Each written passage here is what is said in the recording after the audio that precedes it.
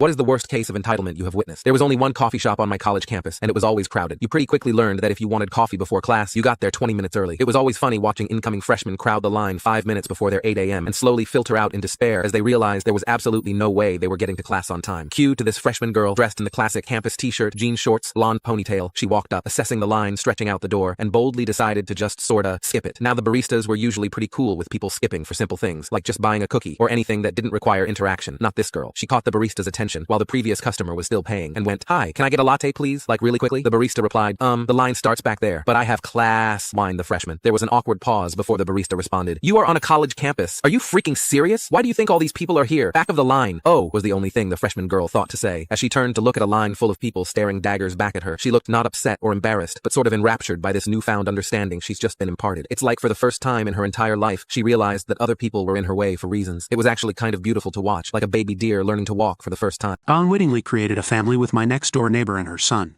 3 years ago, a woman named Cassie, 32, and her son Kenny, 13, moved into the apartment next door. They had a few boxes, so I, 31, figured I'd offer to help. I noticed Kenny had a PS4, so I told him that I game as well, and he was free to come over and play my systems anytime he wanted if his mother allowed it.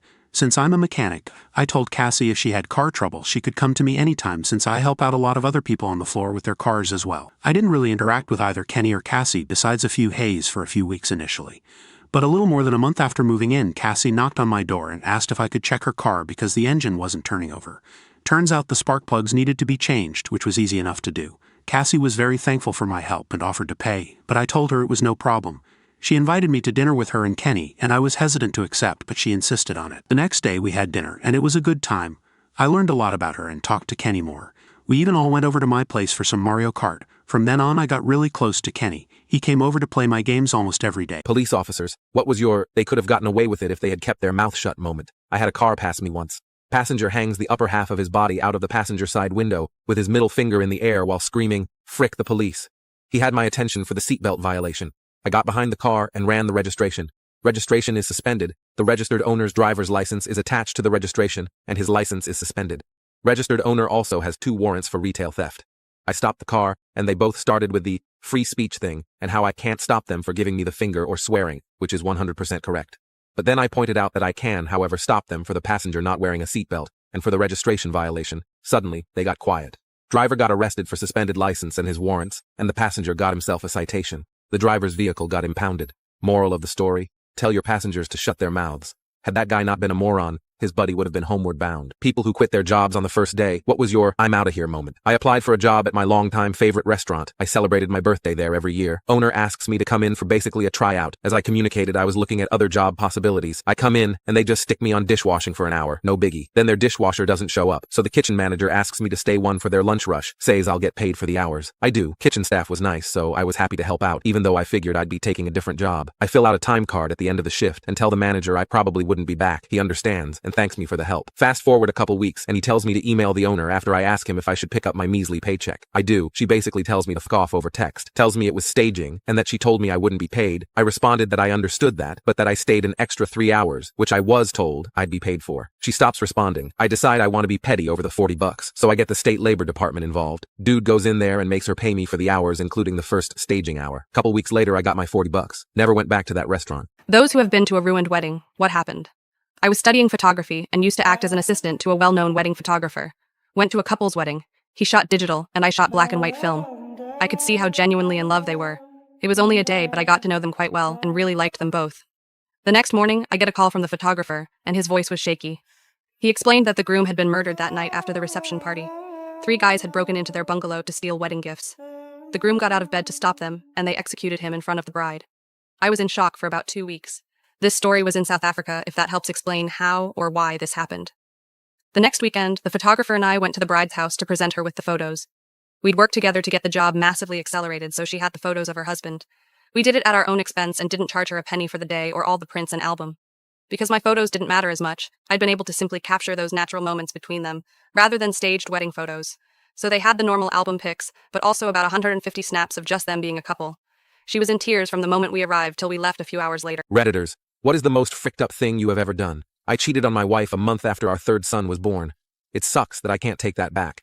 18 years later, and I still don't feel like I can ask for forgiveness. I moved out, we went through therapy, We talked about the whys and the what to do nows. I was over at our house with the kids and was watching the ALCS while we played. She was on the couch. That was the year Boston came back to beat the Yankees, and I think it was Game 7, but I'm not sure. She was never a baseball on television person, but she really followed the Sox that postseason. After the World Series was over, I was over working in the yard and the kids were playing outside. She came out with a box for me. Inside the box was a Red Sox hat. We live in Atlanta, and I'm not a Sox fan. Inside of the hat was a note from my wife that said, "I figure if Boston can come back and beat the odds, so can we. I love you." I still have that note in my wallet as a reminder that the thrill of the chase isn't as thrilling as finishing the race with the person I started it with. What are the craziest ways you've heard of people making money? In Air Force squadrons, it's normal to have a snack bar that the junior members run, usually quite poorly. At the base where I was stationed, one of the maintenance squadrons had an airman who was so bad at maintenance that they just put him on permanent snack bar duty. Airman Can't Turn a Wrench responds surprisingly well to his new task, and the snack bar is suddenly well stocked and organized. Since the snack bar is so well stocked, many of the maintainers just buy their lunch there instead of going to the dining facility on the other side of base. Even the aircrew stop by after a sortie to get a snack since the selection is so good. At the end of the year he reports a profit of nearly $3,000 to the Squadron Booster Club. They are elated and keep him running the snack bar for the next few years. He quietly runs the snack bar until his enlistment runs out, receives his honorable discharge and returns to civilian life. Before he departs, he trains a new airman to run the snack bar the same way he does. The new guy keeps it going and at the end of the year, the new airman reports a profit of approximately $18,000.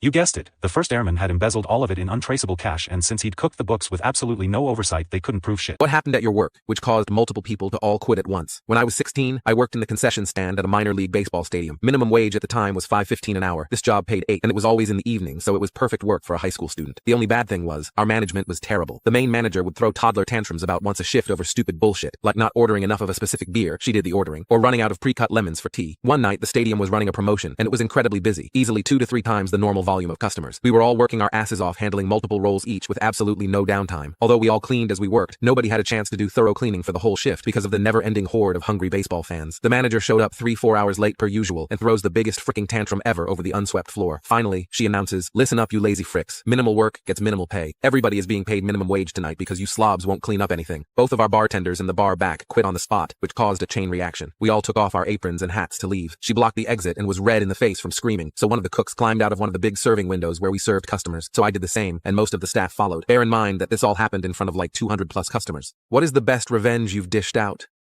When I was married, my ex-wife and I went to a bar with a couple friends. They were more her friends than mine. The wife of the couple made it clear she didn't like me and spent the evening taking as many shots at me as possible. As she got drunker, the insults became more frequent and meaner.